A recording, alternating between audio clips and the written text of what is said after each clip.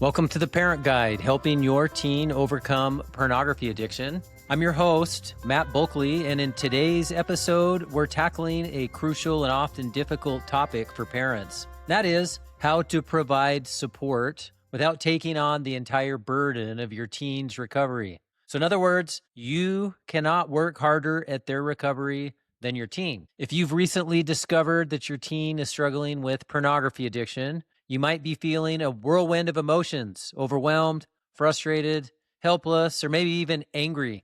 It's a natural instinct to want to jump in and fix the problem. But what if the most helpful thing that you can do is not to fix it, but to guide them? Today, we're going to dive into how to effectively align your efforts with your teen's readiness to change using a powerful framework called the Stages of Change model. This model will give you a roadmap for understanding where your teen is in their journey and how you can best support them at each step. So let's get started. So as parents, we want the best for our kids. And when they're in pain, our instinct is to protect them and to make it all better.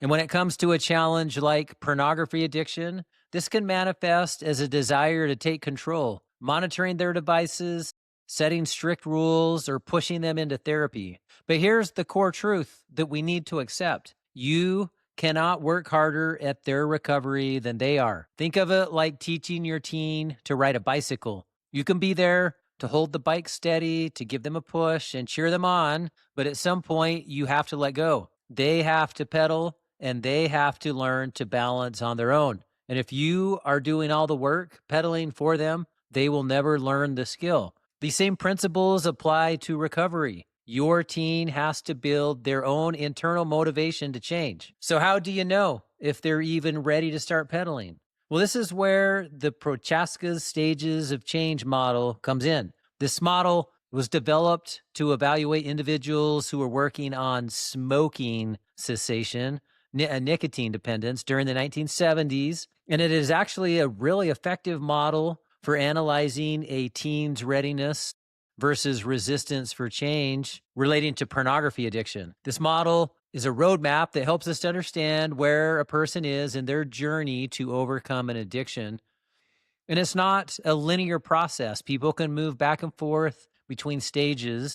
By understanding these stages, you can tailor your support to what your teen actually needs right now, rather than what you are wishing that they are ready for. So let's walk through these 5 stages of change so you can better identify where your teen might be. The first stage is what we call precontemplation. In this stage, your teen doesn't see that their pornography use is a problem. They might deny it, might minimize it, they might say it's no big deal, might get defensive when you bring it up. They're simply not ready to consider a change. Now, if your teen is here, pushing them to go to therapy or to use accountability software will probably backfire, leading to more resistance and secrecy in their behavior.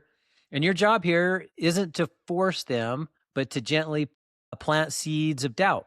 Now, most of the teens that we see in the Star Guides program are in this stage, as they have been resistant to change, in denial of their problems, unwilling to allow their parents to have influence in their lives. And the only way to know whether this is their stage is to explore it, is to test their level of receptiveness or resistance to intervention. Next stage 2 is contemplation, the contemplation stage. In this stage, your teen is starting to see that there might be a problem. They're weighing the pros and cons of changing. They might say things like, no, I should probably cut back, but I don't know if I can. Or I don't like how this is making me feel, but I don't know what to do about it.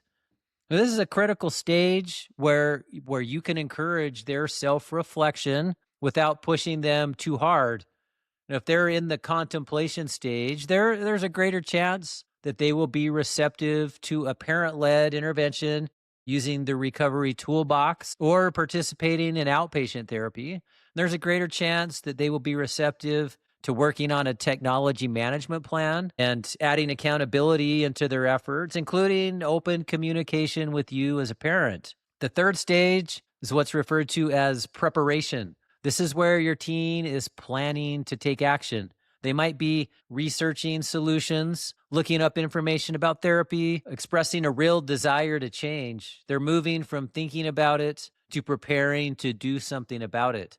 And this is a great time to offer concrete support, like helping them to research a therapist or downloading an accountability app onto their phone or their device, providing opportunities for them to communicate with you about their successes and setbacks. This is a great stage to have them begin using the recovery toolbox, getting them into treatment, either individual therapy or joining the weekly recovery group, and maintaining open communication with you about their recovery efforts. Next stage, stage 4, is the action stage. And this is the stage where your teen is actively working on their recovery. This might involve starting and consistently participating in therapy, using accountability tools, or actively building new healthy habits to replace their old ones. You begin to see a transformation in their life where they are actively setting goals, making improvements in multiple areas of their life. They're working on social connections, strengthening their family relationships, achieving academic success,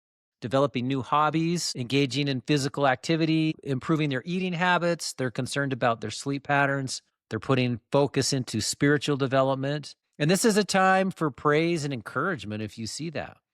And then finally, the 5th and final stage is what is referred to as the maintenance stage. Your teen is focused on sustaining their progress long-term and avoiding relapse. They've made significant changes, and they're now working to maintain them. And this stage is about a long-term commitment and building a new healthy identity. Now, for many, recovery from pornography addiction is a long-term, often lifetime commitment rather than a short-term process over the space of a few months. And this means that they have to commit to these new habits for a lifetime rather than a limited period of time, like I was referring to, weeks or months. So if your teen is in the pre-contemplative stage, remember, your job is to meet them where they are and to gently guide them towards taking ownership of a recovery.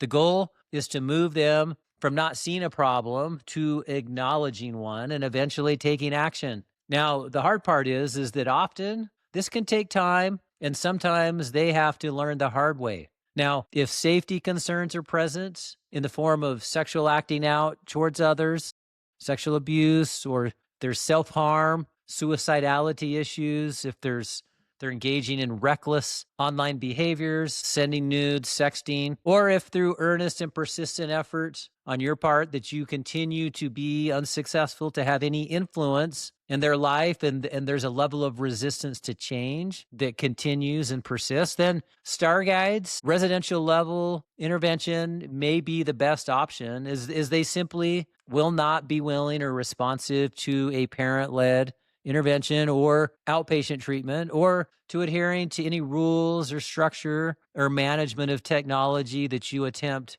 to implement. So now that you understand the 5 stages of change, question becomes, how do you guide your teen without overstepping? So here are 6 practical ways that you as a parent can align your support with your teen's current stage of readiness. So number 1, foster open, non-judgmental communication. Create a safe space where they can be honest without fear or shame. And instead of lecturing or asking questions, putting them on the spot, it would be things like asking, how do you feel about your online habits, including using pornography? Or what's going on in your life that makes you want to spend so much time online?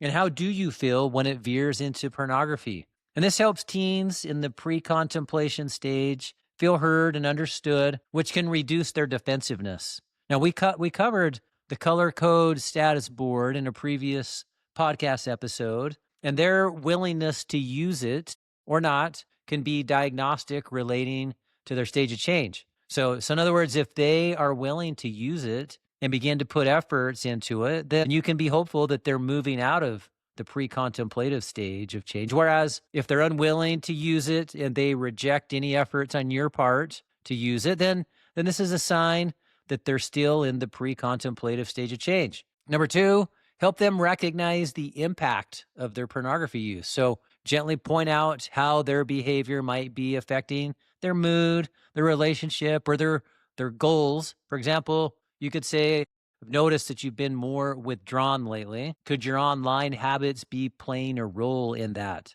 This encourages self-reflection without directly shaming them. But this can be tricky as teens can become defensive quickly. But here's the thing, intuitive parents can often sense whether their teen is actively stuck in an addictive pattern or having relapses with pornography simply through observing their mood and their affect. So a teen cannot be the best version of themselves when they're stuck in that cycle of pornography addiction, as it does impact their mood, their relationships, their motivation, their goals. And as a parent, it's important for you to tactfully and lovingly identify these concerns. And I've had many parents over the years who have been able to discern that in their teen without actually catching them using pornography. They just know that they know through the interaction and through what they perceive as their teens' moods and the current state of their relationships and their affect. Number 3 is to model healthy coping mechanisms. You as a parent, show them positive ways to handle stress, boredom, or loneliness, which are common triggers for pornography use. So engage in family activities like exercising together, go hiking, pick up a new hobby, model good sleep patterns and healthy eating habits. And this demonstrates to your teen a healthy way to cope and invites your teen to join you in those healthy habits. And it's important for you as a parent to show moderation and restraint in your own technology use. Now, here's the thing, too many parents are hypocritical when it comes to technology, imposing rules and structure on their teen, but then the parent constantly engaging with the screen rather than with their teen. And the parent themselves are preoccupied and spending hours daily engaged in unhealthy technology use. So it's vital as a parent that you model healthy use of technology. Number 4, set boundaries, but with flexibility. So clear rules are important, but involving your teen in that process is key. Instead of opposing a rule, ask them, what kind of boundaries around screen time do you think would be fair and helpful for our family? And this respects their autonomy and makes them feel a part of it. And it leads to them more likely being willing to follow the rules, reducing the risk of rebellion from those rules. The more that you can help your teen feel like that they were a part of the creation of management rules for technology, the more likely it is that they will buy in and abide by those rules. And the more likely it is that they will accept the consequence for violating those rules. And then number 5, encourage professional support when they are ready. Take caution to put them into therapy before they're ready. Therapy typically will not go well if they don't want to be there or do not see the value. Now, some teens will attend simply to get their parents off their back and rather than being motivated themselves to actually make changes. And then, of course, other teens simply will refuse to attend therapy. They won't get into the car, or if they do arrive to the therapy office, they'll refuse to talk if they're forced to attend involuntarily. So instead of forcing, plant the seed and maybe say something like, if you ever feel like you want to talk to someone who specializes in this problem, I can help you find them. And this places the power in their hands and lets them know that when they're ready, that you're there to help. And you can also try to solicit their participation by demonstrating for them that you're willing to go to therapy and maybe attend family therapy to work on the issue, and even tell them you may want to participate so that you have a voice in the therapy, because I'm going to be going to therapy to talk to a therapist about how we can work on this. Now, remember, in a previous episode, we talked about what we refer to as 3 different levels of intervention for teen pornography problems. So first level, parent-led support. Second level would be outpatient treatment. And then the most intensive level would be the residential level, is in what we refer to in our Star Guides program. So attempting to implement parent-led was the first step, and then move the next level if your teen is not responsive or unwilling to participate. And then number 6, and finally, celebrate the small steps. So praise any effort, no matter how small, This could be them opening up about their struggles, them showing a willingness to use the color cord status board, maybe beginning to work in the recovery toolbox workbooks, maybe attending individual session or agreeing to begin participation in the recovery group. Maybe it's starting a streak or trying a new habit, or even just acknowledging that there's a problem. Positive reinforcement builds their confidence and gives them momentum to keep going. And again, the overall writing theme here is that your job isn't to fix the problem, but it's to walk along beside your teen and to create a setting or a space where they can grow and make their own choices toward recovery, where they discover for themselves that they want to be in recovery as opposed to you wanting that for them. So a few questions that I tend to get from time to time. So first one, it's a real important question.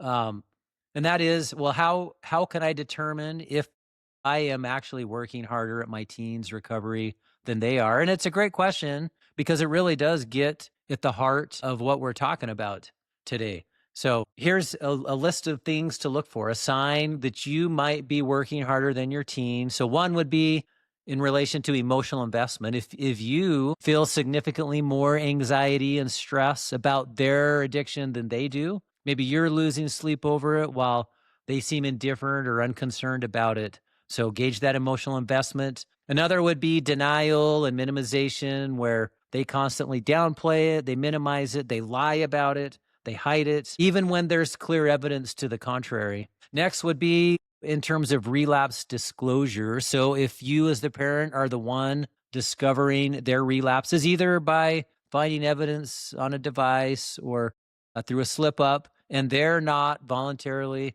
confessing it or discussing, and the only time they ever admit to a relapse or a problem is when they're caught and they know that you have evidence. Another would be to gauge their level of engagement in recovery. If you are the one who are constantly having to prompt them or push them to go to therapy or to participate in a recovery activity, like participation in group or completing workbook assignments or tracking their progress, or even just developing other healthy habits in their life. Another would be lack of broader engagement, like I was just referring to. If they show little motivation to engage in other areas of life, like academics or friendship development or hobbies or spiritual development or physical activity, family activities, if they seem like they're isolating and focused on their own world, showing little to no interest in anything outside of their own comfort zone. And then along those lines as well would be secrecy and isolation. So if they seem to prefer to remain isolated at home and are engaging in secretive behaviors, lying, manipulation, deceit, just to maintain access to devices or online platforms, and they seem to be constantly looking for excuses to stay home alone, miss out on family or social activities, and somehow continue to find access to technology and devices despite your efforts to prevent it. So if you're seeing any of those behaviors, then it's a strong indicator that your teen is not in the action stage, probably in the pre-contemplative stage, and that you are putting more effort into their recovery than they are. So, and then, the second question builds on the first, and that would be, well, how can I measure my teen's level of motivation for change? So here's some ideas on that. A teen who is motivated and actively working on recovery will display the opposite behaviors of what we just discussed. So it'd be things like, you will know that they're motivated when, one, they cooperate in treatment, that they willingly attend therapy sessions or recovery groups without constant reminders or encouragement from you. They would do it even if you didn't remind them. Another would be that they show proactive efforts, that they're taking initiative in the recovery, that they'll complete workbook assignments on their own. They're openly sharing their successes and struggles without you having to push them. A huge one would be that they're honest about relapses, that they can admit when they've had a relapse voluntarily, rather than waiting to be caught. Them being proactive about acknowledging a relapse is a huge marker of progress. Another would be adherence to boundaries pertaining to technology, that they respect and follow the rules, the boundaries that you've set around technology and online access, And you begin to realize that you can trust them because they're not trying to get away with things. And then finally would be evidence of their engagement in life, that they're showing enthusiasm and energy for social activities, friendships, hobbies, sports, spiritual development, academics. This shows a commitment to rebuilding a balanced, healthy life that doesn't revolve around the pornography addiction. So by comparing your teens' behaviors to these indicators, you can get a pretty good sense of their motivation and then adjust your support approach accordingly. Now, it's important to recognize that sometimes the problem is bigger than what you and your teen can manage on your own, and you really should consider seeking professional help if your teen's pornography use is affecting their mental health, the nature of their relationships, their self-esteem, their motivation, school performance, and look for things like withdrawal, anxiety, depression, declining grades. And as we talked about, after a parent-led intervention, the first step would be outpatient therapy, where professional can help them work through these issues in a safe and confidential setting. And we've covered this in a previous episode, so encourage you to check out the episode where we covered outpatient therapy. And in some cases, even a more intensive intervention would be needed than outpatient therapy. And this is especially true if you discover safety and risk issues like sexual acting out with siblings, dangerous and reckless online behaviors like meeting up with adults and other people online, strangers. If you're seeing the emergence of suicidality or self-harm, or if despite persistent efforts to motivate your teen that they continue to be unwilling to cooperate and they continue to be deceitful and lie and are living this double life and are not willing to own it. And if they have rendered your influence as a parent no longer impactful in their life, then a residential placement like Star Guides is probably necessary. And Star Guides, as we've talked about in a previous episode as well, it's an intensive, structured setting that can provide necessary level of safety and focus for a teen who is struggling significantly. Now, you can find more information about all these resources on our website, including this, and starting with the Recovery Toolbox for Teens, which if you go to the therapyassociates.net website, in the menu, go to the bookstore, and in the bookstore, you'll find the Recovery Toolbox for Teens, and it's the blue one. Don't confuse it with the brown one, which is the Recovery Toolbox for Adults. You're going to want the blue Recovery Toolbox for Teens, which includes the Breaking Free workbook, the Breaking Free Parent Guide, and then the 101 Tips for Quitting Porn workbook for teens. Now, these three workbooks provide a great basis and a foundation for working on these issues, whether it be a parent-led or an outpatient treatment intervention. And for details about outpatient treatment options, Therapy Associates, go to that same website, therapyassociates.net, and take a look at the pornography addiction link under the youth services. This is where you can find out more information about the recovery group and individual therapy sessions. And then finally, to find out more on Star Guides, would be the starguides.net website. So parents, helping your teen overcome pornography addiction is a marathon. It's not a sprint. It takes patience. It takes compassion.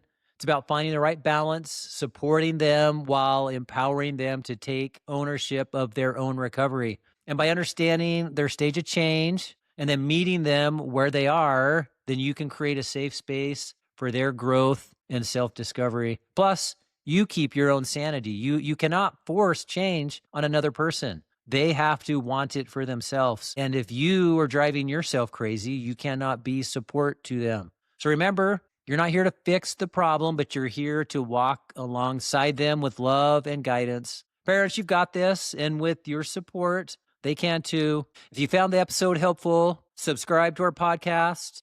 Check out our YouTube channel for more videos in this series as well. And also find resources that we've mentioned today in the parent library, which is in the blog link at the therapyassociates.net website. There's 150 articles, tips, research on helping teens overcome pornography addiction. And lastly, I'd love to hear from you. So feel free to share your thoughts or questions, message me, and I would love to hear how things are going. Thanks for joining me today, and I will talk to you in the next episode.